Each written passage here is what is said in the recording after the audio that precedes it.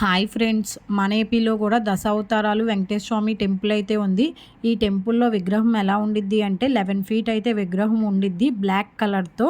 ఈ విగ్రహానికి 8 చేతులు అయితే ఉంటాయి. 8 చేతుల్లో ఒక్కొక్క ఆయుధం అయితే ఉండిద్ది.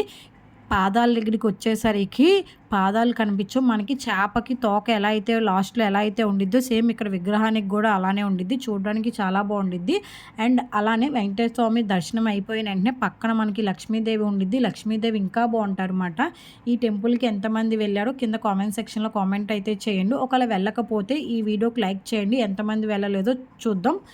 అండ్ అలానే మేము వెళ్ళింది కార్తీక మాసంలో కాబట్టి కార్తీక మాసంలో మనం సపరేట్గా పూజ చేసుకోవడానికి ఇక్కడ ప్లేస్ మొత్తం ఇలా ఉండిద్ది మాట. అండ్ అలానే ఈ టెంపుల్లో గోపురం మీద మనకి దశావతారాలు విగ్రహాలు అయితే ఉంటాయి. చూడడానికి చాలా బాగుండిద్ది మాట.